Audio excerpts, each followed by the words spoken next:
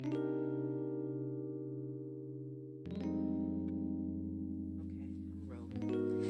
right, blessings and greetings, everyone. This is your girl D coming to you live. It is mid-afternoon. It's about 2:30 today, and I said I was going to start back on my videos and and continuing on with my messages and how I see things in my world. And today I had a nice phone call. I had a sister call me up today, and we have so much in common. We call each other twins.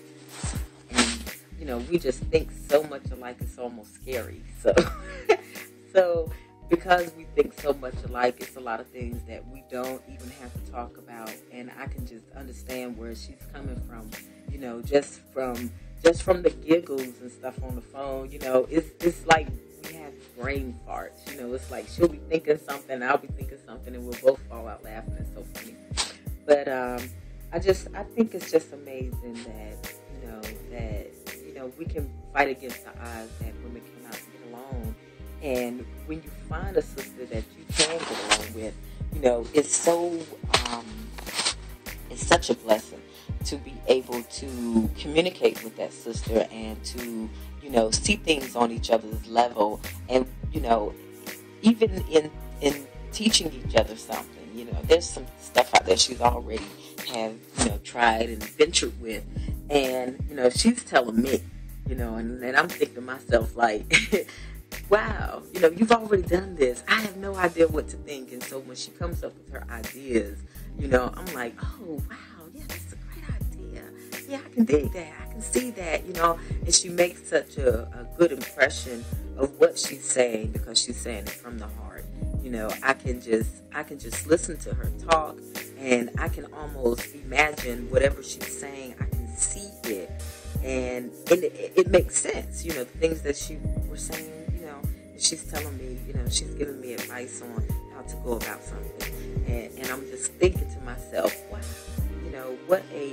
what a bummer that for so long Black women have had this cliche of not being able to get along because we are always jealous of each other, or we're always envious of each other, or wanting to be like the other person, and so bad to the point that you can't stand them. And so when you run across other females that you have not met on a certain level, because you're so used to running across the females that they always want what you have, or you want what they have, and so it goes both ways, back and forth. But when you run into one and you mature to the point where you can see another woman for who she is and what she's standing for and why she's doing it that way and how she puts her family first, and and what extent and boundaries she'll cross just to make sure that household is taken care of. When you meet other women like that, sometimes it can be a little intimidating, but there's a flip side to everything that is intimidating, because the flip side of it is, if you're not open and willing to learn from that person, and you don't have to like sit up under their ass and sniff every fart that they let out, but if you could just put aside our petty differences as women, and my titties are bigger than your titties, and your butt is bigger than mine, and oh, my waistline is smaller, and oh, I'm smarter than you because I went to college, and I went to Yale, and oh, I went to Wake Tech, and da da da da. When we can get past all that little small petty stuff, I think we will get to a point where we can all work together, and we can see that this world without women, without friends, without even opponents, will not be in balance. Everybody wants to walk through life and not have an opponent, or not have anybody that's better than them in something, or have some kind of feeling towards how, this one got a bigger house, or that one got a car, that one got a man, and I want a man, and I should get a man, and da da da da da da. While we're going through all that rigmarole is what I call it, we seem to get off focus and off balance with the beautiful things that are standing right in front of us, which is the other female, or the other woman, the other human being. And I think that a lot of the times we don't mean to do it, but because it's instilled in us so deeply, so richly to be that type of woman, because our parents or our mothers or our aunts, would come around. You always got that aunt that come around, and she driving a fancy car, and she got the men with her. She got the fly hair, doing all the gold rings and all that stuff, and she coming around and she belittling all the other aunts, and what you need to do is and all of that kind of stuff. And we kind of pick up that, like, ooh, she's fly. Ooh, my auntie got it going on, and she tell you, you just, when you come into the room, you make sure everybody's looking at you, and you make sure the men know you smell good, and da da da da da. And I think in adult life, we drag that shit with us. And so when you come over into the adult world and you start getting out and about and meeting other women and seeing other women, the first thing that we go by is what that old trashy ass aunt told us at the family reunion when you was 15 and you first had your first little titty lump up on your chest.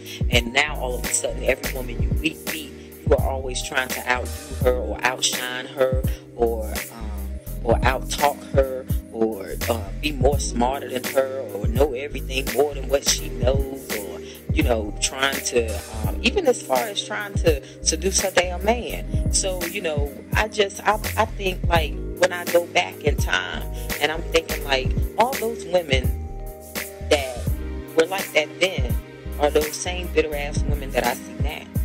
And those same women that gave you that advice, unless you want to be like them, you got to come out of that bullshit.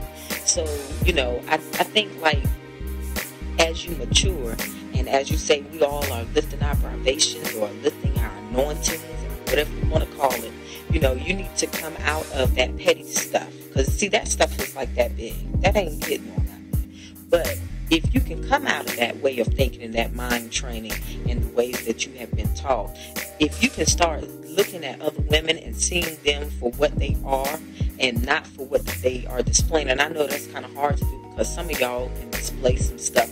I seen some stuff today. My husband called me in the room and I was in the kitchen. He called me back in the bedroom and he said, I want you to look at this girl. She done lost her damn mind. And so I said, I don't even want to see it, because when a man say that a woman has lost her mind, then when usually they be the ones that are with that ass and all that. When a man says a woman done lost her damn mind, most of the time that bitch done lost her damn mind.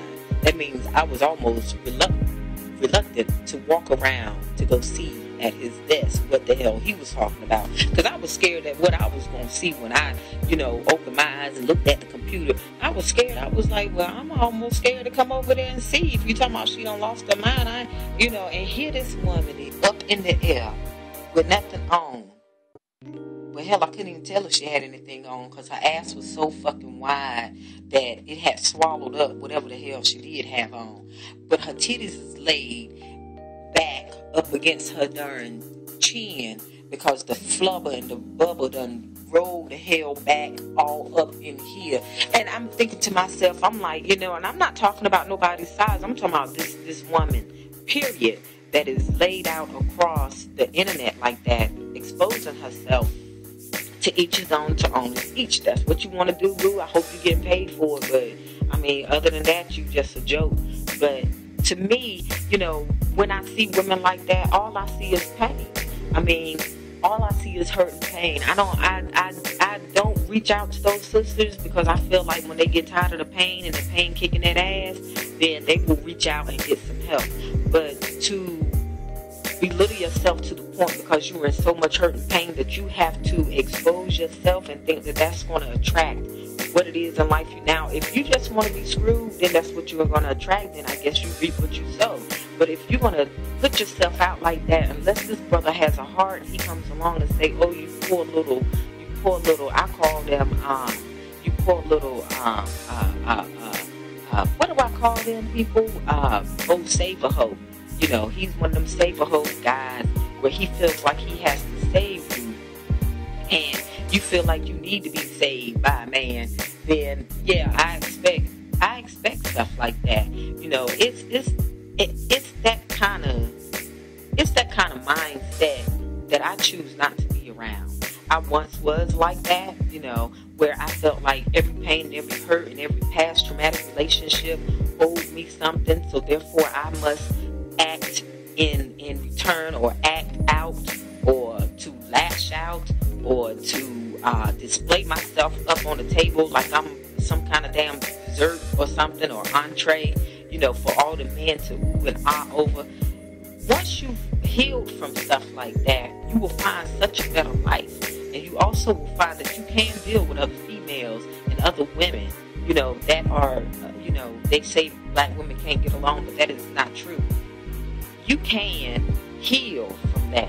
And there's so many other, sisters out there that needs to be healed. They're working on it so hard, but there's so many other sisters out there that have moved past that point, that have gotten over their past hurts and pains, and that don't feel like, they don't want to deal with you because you still stuck there and you where they used to be, and they don't have time of the day for you. But for the ones that do have the time in the day for you, that will take up time and day for you, don't waste their time either.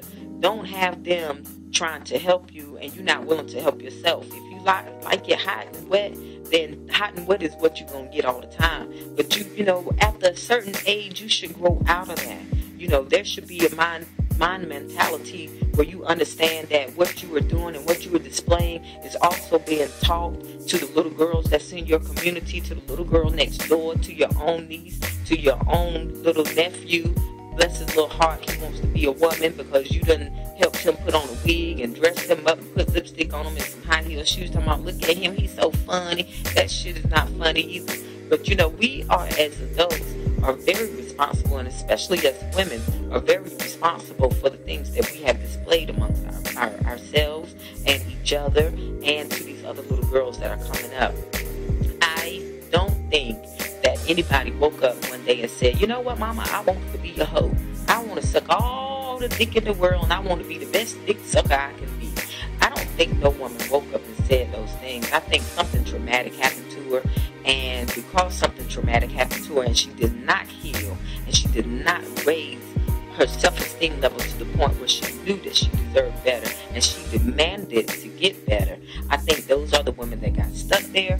And I think those are the women that, because they are stuck there, they don't know how to come out of that. They wind up to be hurt grown women, and then after that stage it becomes the bitter old woman. I do believe that there is enough support groups, there are enough psychiatrists, there are enough, we don't want to get into the drugs and stuff because that don't heal nothing, but there are enough friends. If you would reach out and actually inhale and actually partake in those things, as such as meditations and healing of the woman and the healing of the mind, and not giving your troubles to nobody because they gonna fix it, but to give your troubles back to yourself, to dig in deep, to come up with the reality of what really happened to make you go that route, to understand yourself, to understand why it happened, to be honest, even if you have to go back to the person that did it and say, you know what, I understand that you did this to me, but guess what, I'm not holding this, I'm not letting you control me with this that you've done over my lifespan, or over the time that we was married, or over the time that me and you was together, whatever it was, whether it be your brother, your cousin, your uncle, your daddy, your whatever, your own mama. You have to get to this point where you take full responsibility for yourself, and as in taking that responsibility